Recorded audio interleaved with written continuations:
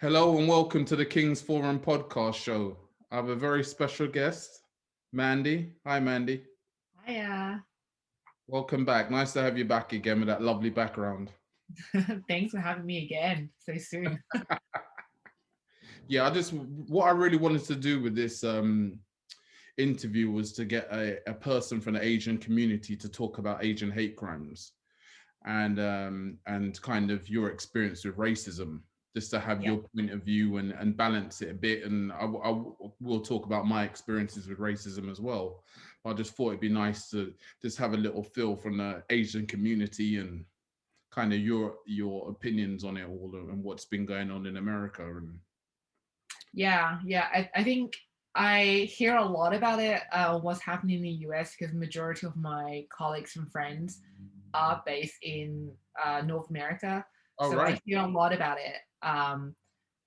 But it's a little bit different in the UK in the sense that we don't see as much hate crimes, or maybe they mm, just don't report it as much well, in the media. But I do think that in the US, it has such an extreme kind of hate, and I don't understand it. I think they don't just have Asian, but they also have Pacific yeah, Islanders. yeah. So I have no idea where that hate came from. I don't really know a lot about the history of it, but a lot of my friends are Pacific Islanders, and they feel a lot of they do see and feel a lot of the hatred from the public, unfortunately. Yeah, a lot of it, all this deep-rooted hatred and ignorance from, maybe the Asian community growing and having a lot of businesses, and I've heard some ignorant things back in the day of they're taking our jobs, and you Yeah. know they have wealth, and they are, their businesses are growing and thriving, and it's a bit of that, you know, it's almost like that self-hate, and they're kind of putting that on others. It's kind Yeah. of who are the easy targets, the minorities. I can't Yeah. go and blame the next Caucasian person about, why I'm not doing well, but I'll pick on the minorities. They see it as an easy target thing for me, and that's how I kind of look at that ignorant behavior.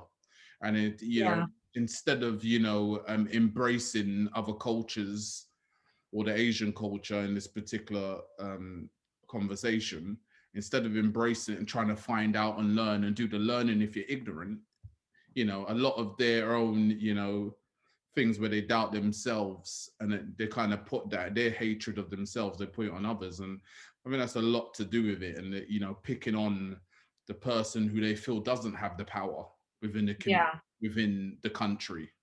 Yeah. They're not the majority, so let me just pick on them because they can't defend themselves, and I may be able to get away with this. Or and it's really, and it's horrible to see, that type of mentality and these people. And with the states as well, when you're talking about, I'm sure it does go on here, like racism. The UK is racist, so whether we want to talk about it or not, it is, and a lot of things aren't being reported. And Yeah. I think in the States, the easy accessibility to guns, Yeah. I think this is a massive problem with it as well, is that you can easily go and get a gun and know someone who's got a gun, and it's for hunting, and it's a part of a lot of them, it's a part of their, the whole lifestyle. It's Yeah. happening. A lot of people have, like, I have cousins over there living in the States, and all of them have guns in their house. Like I have friends that have that, and a they were normal like, thing. I just have one. I don't get it. I mean, to us it's so foreign, right? But to Yeah. them, And maybe I'm that's like, they all, like, my cousins and that all have a gun in their house. They're all like, yeah, I got a gun in my house. It's like the norm, the yeah. normality. So, it's easy access if you want to go and do some harm, Yeah. you That know. switch of a moment, you think about the wrong thing and you can just pick it up and go. And don't get me wrong, there's probably more to it, like mental health and things like that. To actually want to go and to the point of actually shooting someone to death and actually killing is, Yeah. it's a bit further. So it's not just, oh yeah, I want to go and maybe break up their shops or whatever it is, or their beauty parlors or whatever they've targeted in the past. Yeah. They've actually want to do serious harm. So I think it's beyond that, where obviously there's probably some mental health issues, but that's tied in, and the root is the racism. Yeah, I think what's happened in Atlanta is, yes, it's racism, and it's also, like you said, against the people who are vulnerable. They target those people, Yeah. and it's just insane. And I don't know whether you saw this video on the internet circling around about this I don't know 30-odd-year-old male was attacking this 70-year-old like old woman No, I missed that. in San Francisco.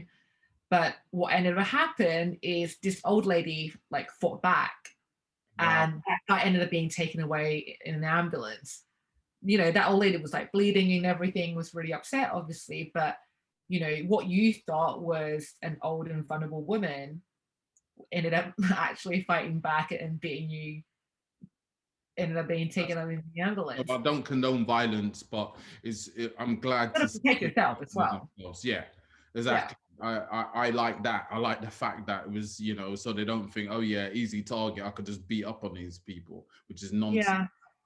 Yeah, I think people they're picking up on easy target definitely is a thing. I know we talked about how women feeling safe and all that last week, and it's the same with racism as well.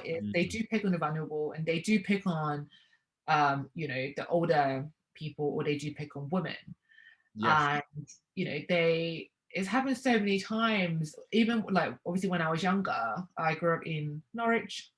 They don't have a large Asian community there, but like I said, for me, majority of my friends, I don't actually have a lot of Asian friends.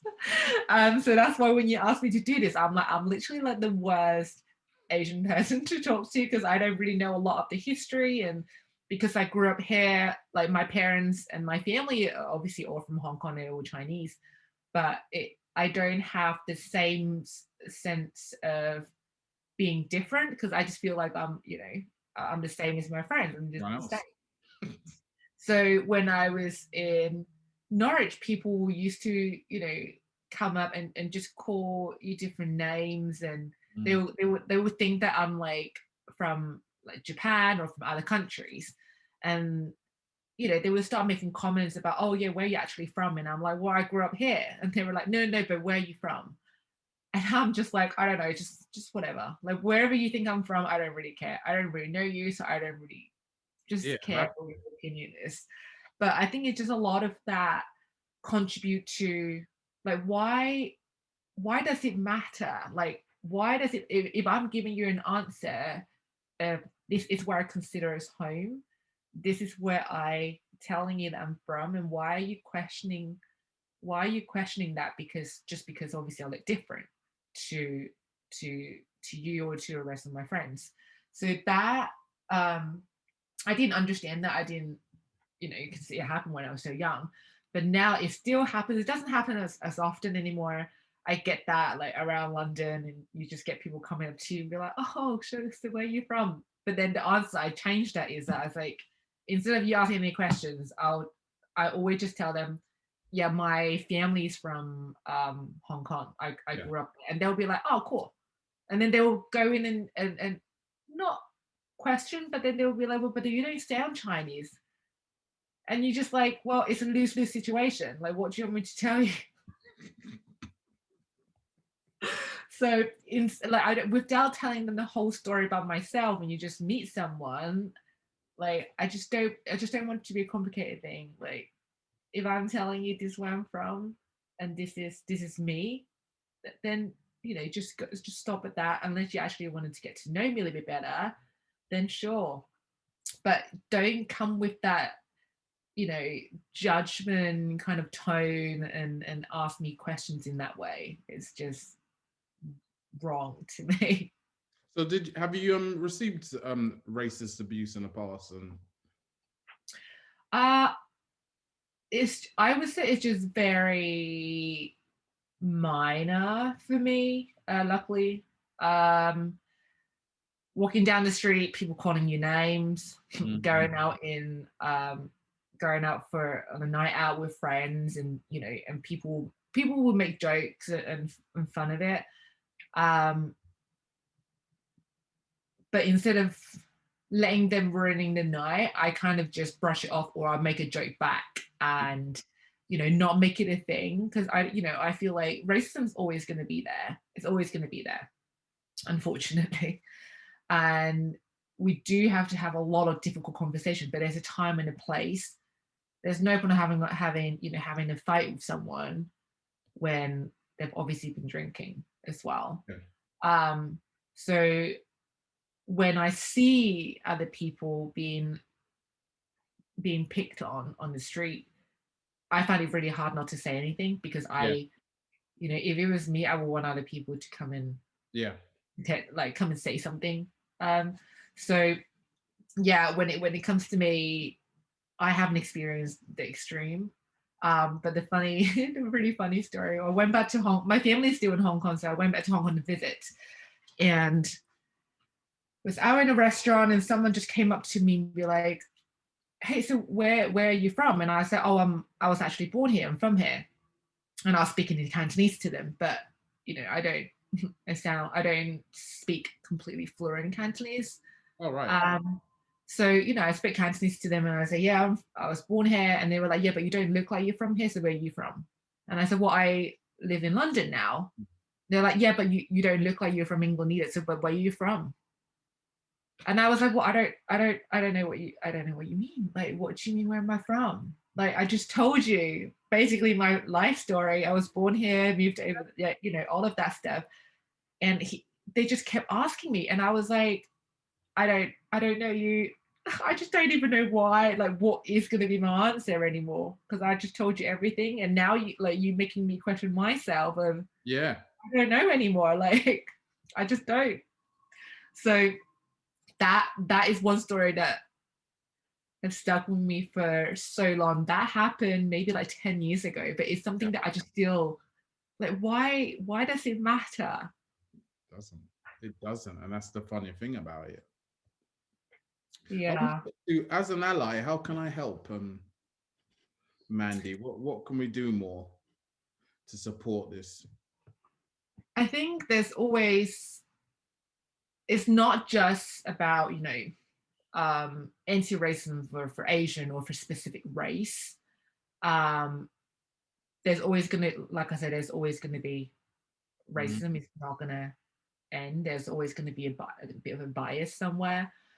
I think just for me and my friends, how some people are like, "Oh, I just don't see any color. I'm not racist." Yeah. I think that is the kind of racism. You do have to acknowledge that some race have it way tougher. Yeah. They do get treated differently. Acknowledging that is important. um I think a lot of education needs to happen to just general anyone, that saying that you don't see color is actually a form of racism. Acknowledging what has happened before and acknowledging that your friends sometimes do get treated differently. And I think, yeah, talking to them about it, acknowledging it, and supporting that is probably one of the very first thing that you have to do before helping any further. Yeah. No, I hear you with that I don't see any color type of opinion, because it's like I don't see there's a problem. Isn't it? It's like, oh, there Yeah. can't be anything going on. This world is this wonderful place. Everyone just gets Rainbow along. and unicorn. Yeah. Yeah, so yeah, that'd be great in an ideal world. But yeah, as you said, it's never going to go away. It's always going to be there, because there's a lot of institutional racism, and institutions, different institutions are built on that, and making sure Yeah. that only a certain race can succeed and are in the high-powered jobs, and you know, people of color, there's less of them in these companies and these institutions, and they can only get to a certain point before you reach your ceiling. And so there's a lot of that going on as well. So it's a bigger problem. But as I always say, you can start with these little things like Wood doing, is having the conversations. Yeah, That's the first exactly. part to it, rather than ignoring it and sweeping it under the carpet and looking on it as just something that's happening at the moment. It's been ongoing, and your ancestors, mine have. You know, Yeah, they've been dealing with this has been going on for centuries, so this is exactly. nothing new. But I think, you know, we have our platforms and we have a voice, and I think it's always good to try and speak on these matters. And you know, that's the start to, you know, making this world a better place for everyone, and you know, Yeah, I for think the next generation. Yeah. yeah, I actually just, when we were talking, I just got a text from my dad. My dad is still in Hong Kong. He was like, just make sure you stay at home. Try don't go, like, just don't go out. Mm. You don't have to. And I was like, what's going on? Like, I just don't get it. I thought there was, something else bigger, that was actually actively happening in London now. And then he was just like, with just all the anti-Asian hate crimes. Yeah. Um, and for me, again, I was like, Dad, I'm fine. Like, it's okay. Don't worry about me. I can protect myself. But for him, he is absolutely petrified of anything happening. I'm sure. He was just like, it doesn't matter how you sound. It doesn't matter that you don't, that you can speak English or whatnot. Yeah. But people judge you by the first glance looking at you. They will be like, oh yeah, you're an easy target. And all of that is crazy. It's crazy to think that this kind of thing still exists. Like, it has gotten a little bit better. I do feel like people are talking about it way more, and they are actively trying to help. But it's just insane that my family are like, don't go out because it's so dangerous out in the world. It's heartbreaking. It's horrible. It is, and hopefully we'll get a world someday where these things, you know, aren't kept, doesn't have to be talked about, and people are clued up and have got the education, have got, you know, have actually learning from these, you know, horrible things that are happening all over the world, and you know, we can have a better world to live in for the next generations, and that's all I hope. And as you said, Yeah, it is horrible we're still talking about these things, and you know, but this it's is good. still going I'm on. glad we are. But it's good that we are talking. So it's horrible these things are happening, but yeah, it's good to talk about it and hopefully raise Yeah, awareness of this episode, and just to say yeah, I'm an ally, and you know, we're in this together. There's unity, and with unity yeah. there's strength. Yeah, I think as much as I hate to admit it, I think being a woman, not white, Mm. in a different country, I do have to force myself to, like, just be careful. And even though you're like, why do I have to, be careful and do all this, protect myself in so many ways? But unfortunately, the society that we live in, we kind of have to. And as hard as it is to understand and get my head around it, that I am considered a minority in this country or in this world, in so many ways. Is I do have to just be careful when I go out, and not just be extra aware and conscious of what's happening. And I'm Yeah. sure it is for so many other people probably feel the same. And it is hard to talk about it because you're just like, but I don't feel any different. Mm. And the thought that the world see you differently, it's hard to even admit that. No, I hear that. I totally understand it, and I get where you're coming from, and that helps anyway with your approach to career and life, that you don't see yourself differently, because then you'll be going into these interviews or meetings or what have you with that always in your head, and that can Yeah. cloud, you know, who you are in your and self-expression, because you've always Yeah. this in your head saying, oh yeah, actually this person's going to judge me for my color first. And I Yeah. think if you can, I always have done, is put it to the back of my mind, and I'm aware of it, and I know it's there, and I know, and I've had reactions like that in meetings I've had, you know, when I've been area manager and things for previous companies, and you know, going to interviews. So I can feel it. I can feel there's that judgment, whether I like it or not, and I'm just like, yep, I'm just gonna do me and express myself. But I can feel that judgment, and Yeah. I tell you what, sometimes I've had a nice surprise that I can see the shock on their face that I'm someone that impressive to them, Yeah. has kind of changed their mindsets. Like they're like, oh, I can see it in their eyes. It's kind of like, oh, I didn't know they can be like this. That is it. Like that, just insane when you're saying it. I'm just like, are you serious? This is just. I just can't believe it. I mean, I see the know. stereotypes and kind of unlearning it in there. I can see them ticking over while they're watching me, and they're like, oh shit, I didn't know they can actually. He has Oh my experience. He God. knows what he's talking about. He's achieved Wow. stuff. I can't. I don't, Yeah, I one of my best mate is is black, and yeah. you know I've been friends with her for like 20 years. I've been friends with her forever, and she has to actively, obviously educate me on the different things happening in history and the things that she has been struggling. Mm. And and you do just have to talk to each other about it. And I was sharing my view, and I'm so, so grateful that at work we have a diversity, equity, and inclusion group. Yeah. Doing things to help the company. And how do we do that? And we have created a support group within the company where people can just, share whatever they want to share and try to have different commitments and programs to increase the awareness. Yeah. And someone posted something this morning. She had to tell her daughter this morning to say, be aware and just be extra careful when you go out. They live in the US. And, the kid was like, why? And she was told, well, because you don't look white. Mm. And I think like hearing that and just seeing that, I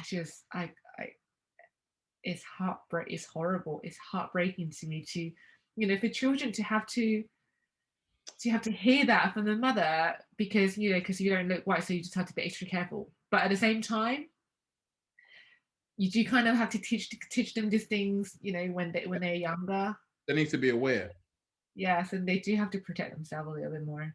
They need to be aware. I remember my mum telling me stuff like that and being extra careful when you go out because the police. Yeah. They're going to be extra. Yeah. Because of the color of your skin and that, and being aware of that. And then when I first heard someone use the N-word to a friend of mine when I was really young, I think I must have been about 8 or something. And I remember that hurt and that feeling when I first heard someone say that word. And I was like, wow, my mum told me about this, but I've actually heard a white person say it to this black girl in my school. And I was like, what the? Yeah. And it was a scuffle and everything, and teachers had to get involved. But I just remember how, and what these words, these racist words make you feel like. You feel like nothing. And you go from, it's like stripping back everything you've built up as a person, your personality, your character. And it's like taking it all away from you in that one instant by hearing this word.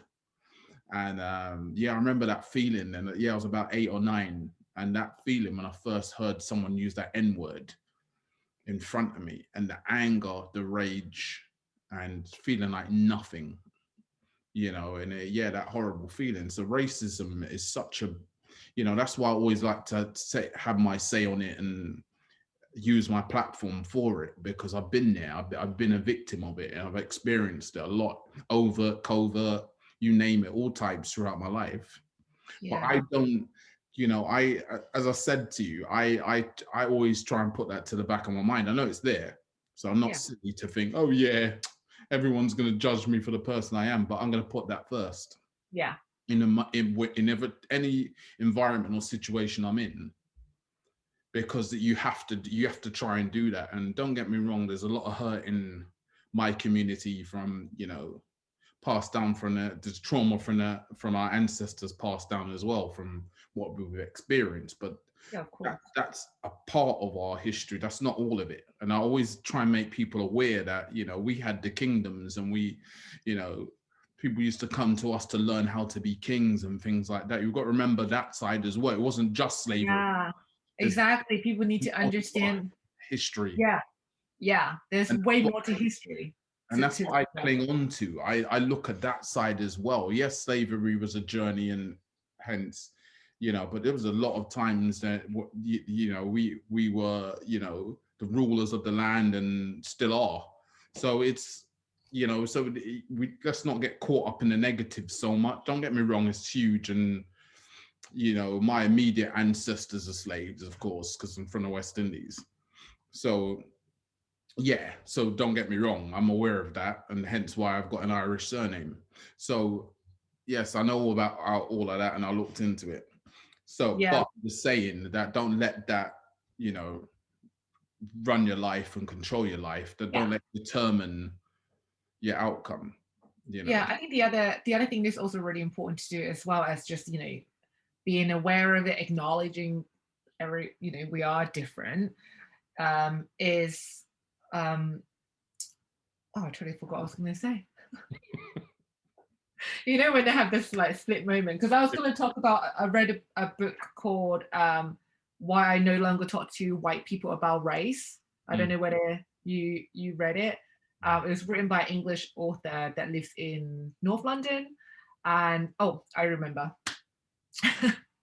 And it's just to celebrate, you know, she talks a lot about the history of racism and all of that, and as well as acknowledging all of that, is like you said, there's so much more to history than all the bad stuff that's happened, all the sad moments. Celebrating anything that's about to come is also very important, because it changed the mindset of what other people see. You know, it changes them to think that, you know, so whenever they talk about Asian, it's not always about the sad and, you know, upsetting things. Celebrate what, you know, there's an Asian American Heritage Month in May. We'll celebrate that. What can we do to celebrate and educate people of the history, the good part of the history, as well as the bad? So I think celebrating those also just as important as talking about what's happened that are not so great in the past. Yeah, definitely. That's a nice way to end this conversation, Mandy. Yeah. I'm glad. Good. Let's Trying end to it find a on path to that spin. note. And we just do our bit to try and end racism and hopefully get to that point where it's a lot less and we're not seeing it in the news. And don't get me wrong, there's a lot more things going on that aren't reported, but you know, Yeah, we so do much our more. bit, and having these conversations are the way to move forwards and hopefully, you know, be the change we want to see. Yeah, definitely. Well, thank you for doing this. I think this is just one of the very important things to talk about it. And I appreciate you doing this. No, you're welcome. Thank you very much, Mandy. Have a nice Thank day. you. You too. Have a good day. I'll speak to you soon. Bye. Hi, Anna. Hello.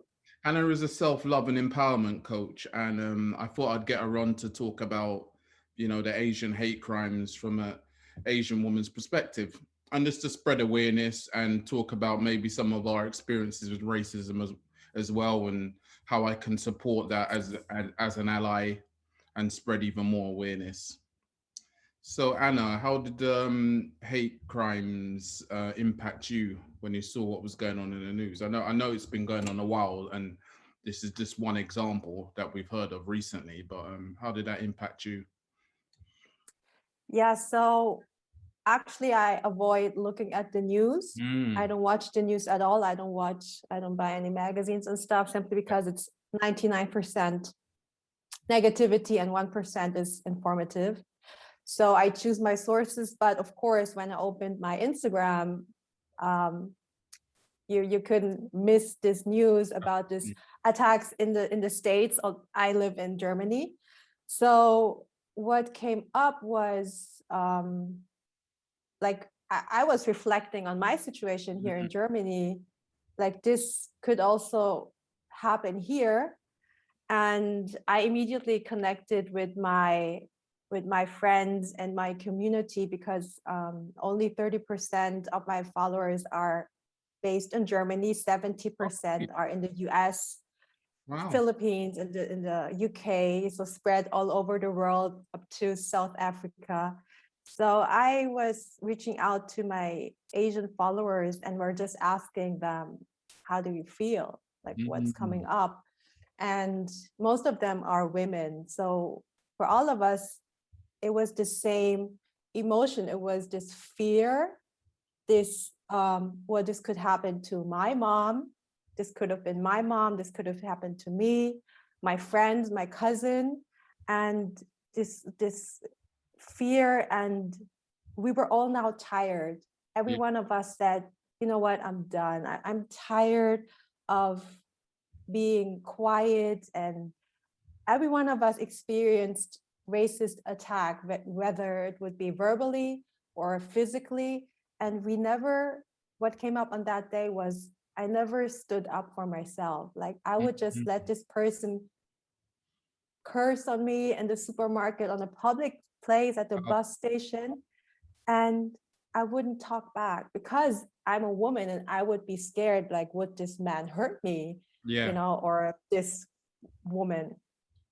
And we had shame in ourselves, like, because we didn't dare to speak for ourselves up. And now it's just like, I'm done with it, but will I speak up and put myself in a risky situation when I get attacked again? I'm not sure, but this is just something we all have to do now, like do this inner work and deal with our emotions and our, these emotions of fear and shame and anger and rage, and really center ourselves again, ground ourselves again, because we can't do the best decisions when you're all up in your head, you know, just like 100%. acting out of, let's do this, let's go on the streets, let's punch everyone in their face, whoever calls us stuff. No, we have to do this grounding, we have to get centered, we have to deal with these emotions properly and in a healthy way, and then get some clarity, and then ask ourselves, okay, what's the best thing I can do for myself? And then how can I serve others? And it doesn't have to be in a big way, just like, how can I serve my mom or my dad, my sister, my cousin, you know, just reach out with a text and be like, hey, is there something you need? Can I help you? Yeah, definitely. I think you made a key point there, because when you're in the situation, and being angry and reacting isn't always the best, because, you know, at that time it's self-preservation, and you could be in a dangerous situation with someone and they've been racist to you, and lashing out might cause you harm. So it's kind of a self-preservation, go away and then see what else you can do, and, you know, help support, you know, others who are dealing with this, and be there as a friend, ally, or what have you. So yeah, definitely. And that's what I think about that sometimes, because we get really angry, some of the initial emotions are, but we need, as you said, we need to center ourselves, and we need to go away and, you know, clear our heads, and then come up with, you know, ways we can move forwards. And I think that's key from all of this as well, because there's a lot of hurt, isn't there, from racism and the abuse. And it's kind of thinking clearly about how we can move forward and get past this, and kind of you know, I know it never go away. There's always going to be a lot of it's institutional racism and things like that. So it's always going to be around, depending on what country you're in and what have you. So, but it's just making it less, and knowing that we're there to support each other, and we're in unity against it. So have you encountered any racism in your life? Well, you know, I was raised here, so I was born in the Philippines, but I was 1 year old when we moved to Germany. So yes, I've experienced racism since first grade. So I was the only black haired child in, I think, in the whole class. When from first grade on, I knew that I am different. They would call me spaghetti hair and, you know, rice eater and all these names. And then I knew, like, okay, well, I must be something special and I'm different. And that was like, I try to blend in, but you know, how do you blend in? And then, but I always had my mom is Filipino, so she always said, no, you have to be proud of your skin and your looks, you're beautiful, you know, she had so much love for my brother and I always felt like, okay, I am beautiful, so no matter what others are saying. So I had this healthy support from my mom, but still it is difficult, you know, day in and day out. And even though they're your friends, and they would get like, just laugh about it, we're just saying it for fun, and then you accept it. It's like something normal when they're calling you names and they're like, it's just a joke, laugh about it, and stuff. And so the years went on, and then I think there was one incident in the 5th grade, which was actually really scary, that happened to some friends and I in the morning in the train on our way to the school. And the train was fully packed. I mean, it was, full of business people on their way to the offices. And there was one man lying like in the middle of the aisle, and we had to get over him. But my friend like bumped into him in his feet. And I think this man was like, I think he was on alcohol or stuff, or maybe even homeless. I'm not quite sure. He didn't really look, nice. And he tripped over him, and he woke up, and then he got so mad, and he was like a Caucasian man, and he took out his knife, and we were kids. We were like three or four children. And he just saw me, and my other friend was also black hair. And he's like calling us like racist stuff, and like, I'm gonna kill you, stupid. And he was just after us and running after us in the train, and no one would help us. Like the adults would just look away in their newspaper. And luckily we were able to open the doors of this the train and jumped out on the next station. We luckily arrived, and we rolled over on the platform, and then we immediately told the security, like, there is insane man with a knife, and he tried to stab us just because we were looking like this. And so that was like the most horrible situation. And yeah, these normal things, you hear whenever you're out in a supermarket, or just do your thing, do your life, and then you get attacked in the bus or somewhere. And what I've noticed is since COVID broke out, people don't help me anymore. Like before, yeah, not even the Asian. I mean, other people would support me before COVID, like, not my race, but now like no one would. They would all just ignore that someone called me something. So this racist abuse has been ongoing. It's not stopped, and it's just continued. Is that what you're saying? Yeah. Just all my life. So it's not stopped. I'm just surprised. You just kind of like water for ducks back. It doesn't affect, emotionally, it doesn't affect you. And you never thought about leaving Germany and been in an environment that, because not even the UK is that bad. People just keep it to themselves most of the time in the UK, even though they think it, they won't actually say it. You know why? Yeah.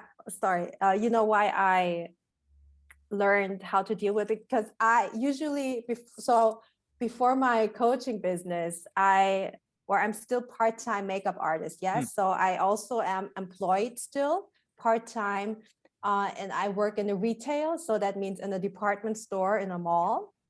So, and before COVID, I was, working full-time as a makeup artist, Monday through Saturdays. Wednesday was my day off. And I would meet many people, many different people in the department store. I mean, you know how busy it is selling makeup products.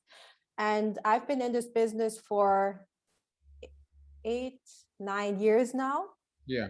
So that means I'm interacting with many different people during the day. Like my day is 9 hours long. So I have not daily, but weekly experiences with racism, small ones, microaggressions. Oh, okay.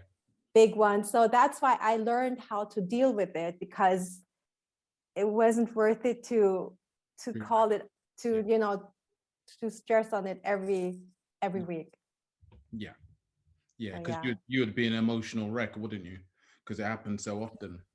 Yes. And I always tell myself, this person doesn't know me, so it can't be personal. I don't have to take this personally, although it is kind of personal, but I have to protect myself in order to you know, do my day, keep on living. And I don't want to leave this country because I feel also German. My dad, my stepdad is a German. So I got asked this quite a lot, but I also feel this is my home. So, you know.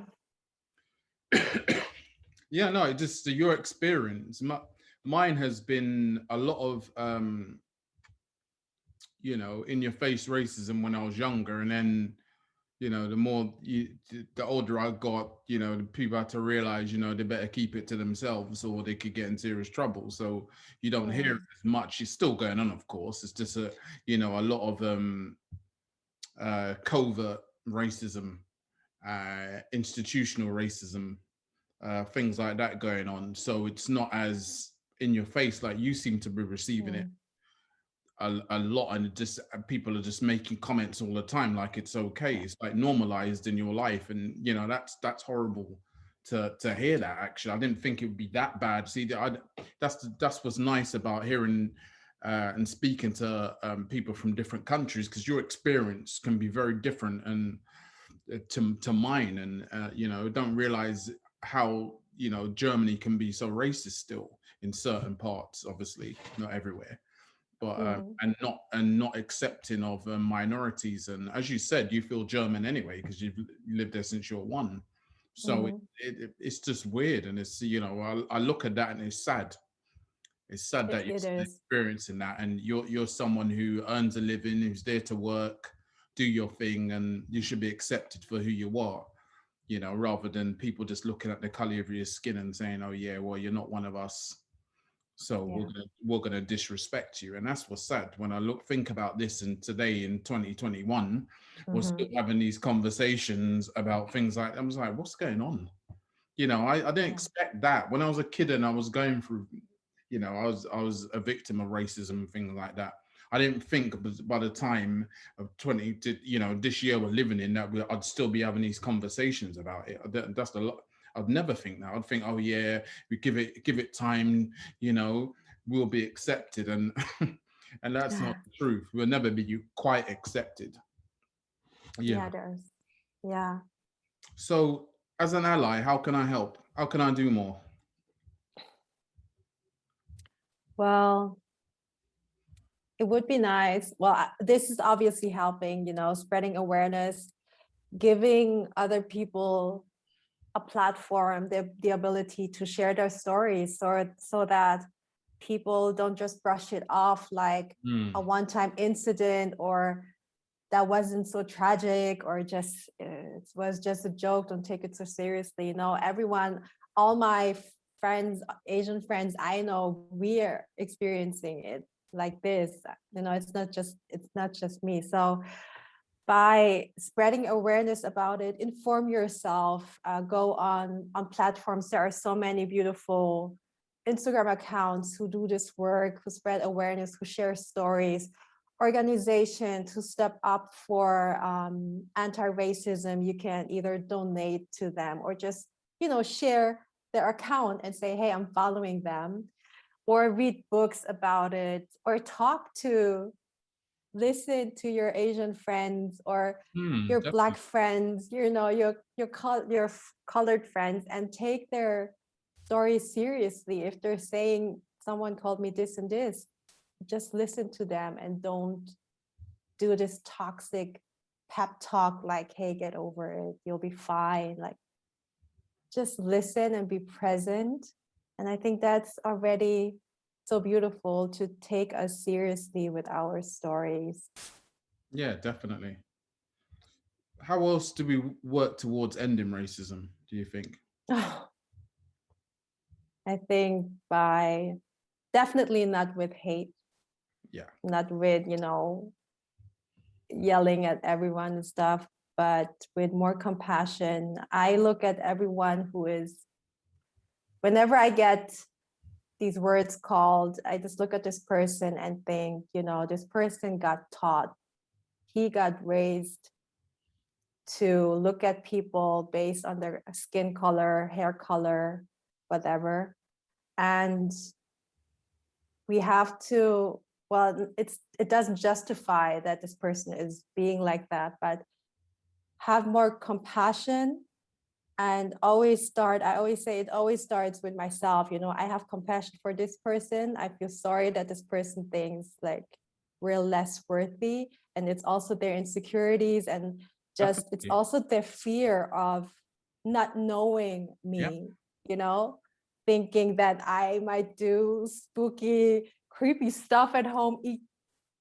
I don't know, you know, it's just the fear of the unknown is what people drives them to say or do something like that. So I always carry compassion for other people, and what I can do is step up and just spread awareness and be like, hey, you know, we're all human, we all crave love, security, safety. I breathe air, I have blood running through my veins, which is also red, just like yours. And I don't point the fingers, go like, you should do this, you should do this. I'll go first and be like, okay, I'll be open and listen and try to understand where they're coming from. Yeah.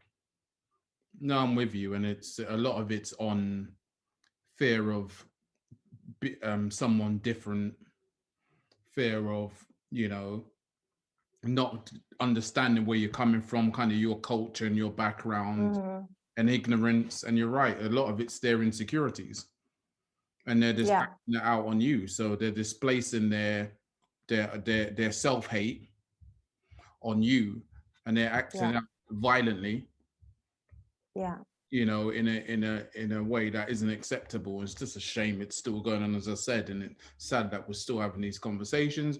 But then it's good that we can talk, and we got a platform to talk about these things, to spread awareness.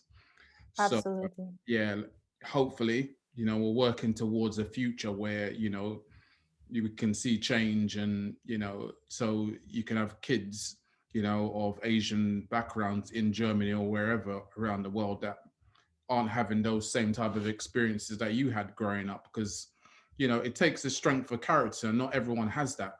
Not everyone would have reacted the way you did to it, because you've kind of just said, you've kind of you said it was just the way it is here, and kind of like, oh, this is a part of my experience in this country and my existence in this country, and I'm not going to let that get me down. Because other people, you know, people could have had, you know, some serious mental health breakdowns and things like that from experiencing racism, because it's constant that you've had throughout your life. So not everyone has the support that you have, and, you know, has the strength of character and will to go on and just keep on functioning and achieving what you've had. So, you know, you should feel proud for that. And it's great you've got a platform, and you can make a difference, and, you know, we can, you know, be the change we want to see. Yeah, you have to know your truth. I think that's important. I think because I knew that being a Filipino woman is something I can be proud of, being proud of my skin color. I have to be confident in my own skin in order to step up and be like, you know, whatever you're telling me, I'm not gonna accept this. Like, I know who I am, and I am worthy exactly just how I am, just how I look. And I think that's what people have to learn, to be confident in their skin and not letting them tell, like, you're less worthy because you have the skin color, you're less worthy because your parents come from this place, or you eat these things, you're less worthy. No, you have to believe that you are worthy exactly just as you are, and stand in your truth, and that will build the resilience and the confidence you need in order to deal with this. Definitely. Thank you very much, Anna. It's been a pleasure having you, and You're I'll welcome. speak to you soon. Thank you.